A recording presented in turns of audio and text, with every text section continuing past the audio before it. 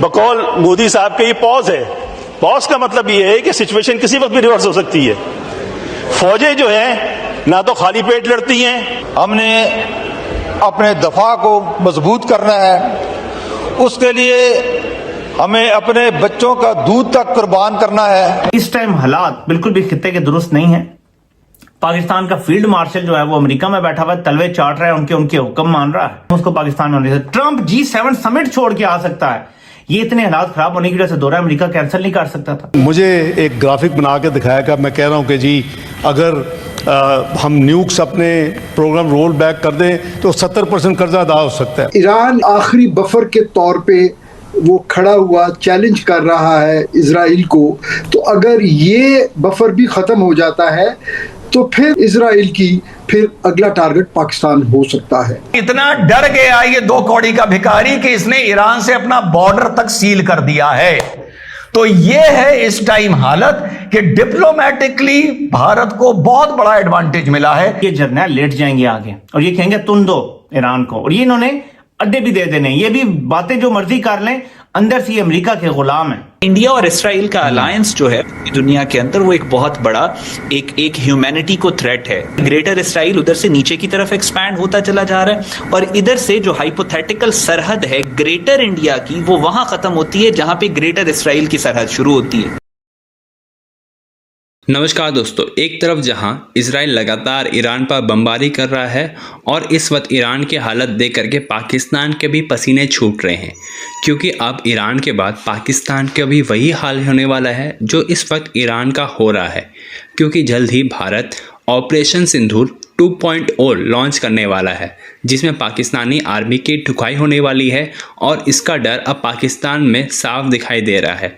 जहां पर पाकिस्तान के पार्लियामेंट में खड़े होकर के पाकिस्तानी मिनिस्टर्स कह रहे हैं कि कोई भी आर्मी भूखे पेट नहीं लड़ सकती है, लेकिन पाकिस्तान के पास पैसे ही नहीं बचे हैं कि वे अपने आर्मी को पाल पोस सके और इसके लिए उनके पास कुछ बजट ही नहीं रखा हुआ है, जिसके लिए अब पाकिस्तान के मिनिस्टर्स कह रहे हैं कि वे अपने आर्मी का पालन पोषण करने के लिए अपने बच्चों का दूध भी कुर्बान कर देंगे। यानी कि पाकिस्तान का इकॉनमी कोलैप्स होते हुए साफ दिखाई दे रहा है। तो चलिए इसी पर आगे पाकिस्तानी मीडिया का रिएक्शन देखते हैं। ऐसे मौके पर जब अमेरिका ईरान को सफाई हस्ती से मिटाने की धमकियां लगा रहा है, मैं हमेशा आपको कनेक्ट करके बताऊंगा पाकिस्तान के हालात से, तब फील्ड मार्शल अमेरिका के 5 रोजा दौरे पर है।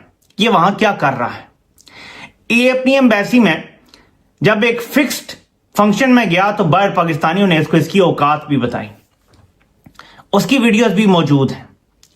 लेकिन ये कर क्या रहा है एन इस वक्त जब अमेरिका में फैसले हो रहे हैं कि ईरान को सफाई हस्ती से मिटाना है? ये क्या कर रहा है अमेरिका में, जबकि कोई रिकॉर्ड नहीं है कि किस तरफ से इसको सरकारी दावतनामा आया है, किसने बुलाया है इसको, ये किसके कहने पर वहां गया है, ये किसकी ईमा पर वहां गया है, ये क्या अजाइम लेकर वहां गया है, किसी को कुछ नहीं पता।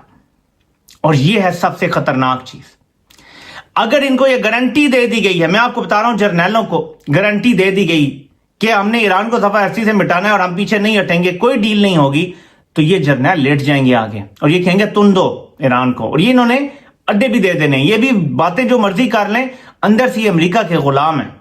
हालांकि ये जानते हैं कि इस्राइल एक बार ईरान पे कब्जा कर गया या घुस गया अंदर, बूट्स ऑन द ग्राउंड आ गए, तो पाकिस्तान भी ज्यादा दूर नहीं रह जाएगा, हमारा बॉर्डर जुड़ना शुरू हो जाएगा। चाबहार पोर्ट का इस्तेमाल किया गया इंडियंस की तरफ से, इंटेलिजेंस उन्होंने इसराइलियों को दी और इसमें बसीज पैरामिलिट्री के इंटेलिजेंस हेड थे मेहदी ब्रोजार्डी, उन्होंने इंटीमेट भी किया अथॉरिटीज को कि इंडियन इंटेलिजेंस प्रोवाइड कर रहे हैं इसराइलीज को, उसी तरह जिस तरह कतर के अंदर वो जो ऑफिसर्स पकड़े गए थे वो इसराइल को कतर की तरफ से इंटेलिजेंस दे रहे थे। और दुनिया की तारीख का सबसे high ranking serving intelligence officer जो पकड़ा गया उसका नाम कुलभूषण यादव है और उसका भी कनेक्शन आपको चाबहार पोर्ट, मतलब वो एक फज किस्म का बिजनेस रन कर रहा था चाबहार पोर्ट से।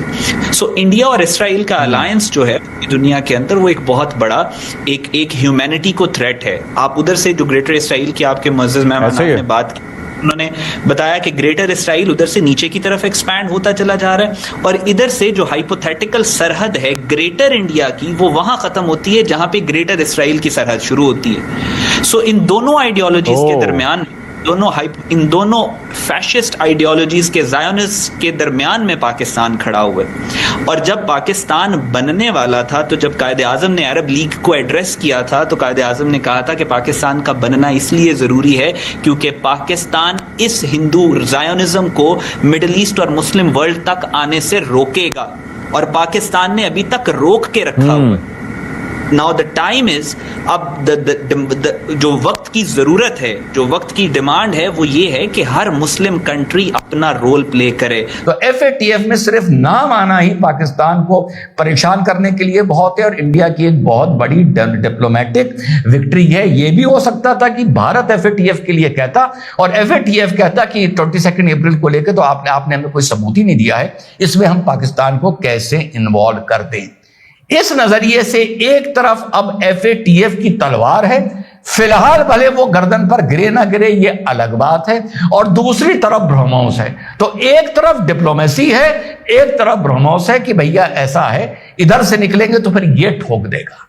ठीक, अब आगे चलते हैं। ये तो आप लोग देख ही ले चुके होंगे कि किसी नाली में पर्ची पर लिखकर पाकिस्तान डाल दो तो वो अपने आप गंदा नाला बन जाती है, और उसी गंदे नाले में ISI लिख कर डाल दो तो अपने आप वो गटर बन जाती है। ये तो आप लोगों को पता होगा।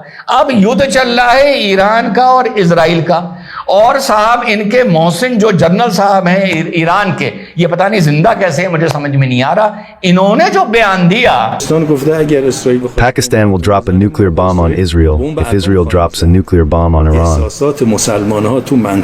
जी हाँ, इन्होंने जो बयान दिया कि साहब पाकिस्तान तो हमको गारंटी देके गया था। पता है ये गारंटी कब दी गई है? जो 2-3 दिन पहले मैंने वीडियो बनाया था कि आज से 1-1.5 महीना पहले शरीफ और इनका जो फील्ड मार्शल है वो जब तेहरान पहुंचे थे, और वहां पर इन्होंने तेरा मेरा रिश्ता की कसम खाई थी, जो मैंने आपको को कल या परसों वीडियो बनाया था। ये गारंटी तब दी गई है, और ये दी गई होगी इस बात की भी गारंटी है। लेकिन जब पाकिस्तान को पता चला तो पाकिस्तान के मंत्री क्या बोल रहे हैं और सरकार क्या बोल रही है, ये भी सुन लीजिए। इसको कोट करके कि जी पाकिस्तान ने ये कहा है कि अगर इसराइल ने हमारे ऊपर न्यूक अटैक किया तो पाकिस्तान इसराइल के ऊपर न्यूक्लियर हमला कर देगा। ये गैर जिम्मेदाराना और इतनी झूठी खबर है। जी हाँ साथियों, और इतना डर गया ये 2 कौड़ी का भिखारी कि इसने ईरान से अपना बॉर्डर तक सील कर दिया है। तो ये है इस टाइम हालत कि डिप्लोमेटिकली भारत को बहुत बड़ा एडवांटेज मिला है, कि जो मैं पहले दिन से कह रहा था, कोई पाकिस्तान का नाम ले ना ले, FATF ने ले लिया, और दूसरा तुम उसे कूट के आए और तुमसे किसी ने कोई सवाल नहीं पूछा, और G7 में भी तुमको बुला लिया। निज्जर को लेके इतना दुनिया में हल्ला मचा हुआ है, लेकिन जो भारत ने सर्जिकल स्ट्राइक करे और पाकिस्तान को कूटा, उसको पूछने वाला इंटरनेशनल प्लेटफॉर्म पे कोई भी नहीं है कि ठोका तो ठीक ठोका।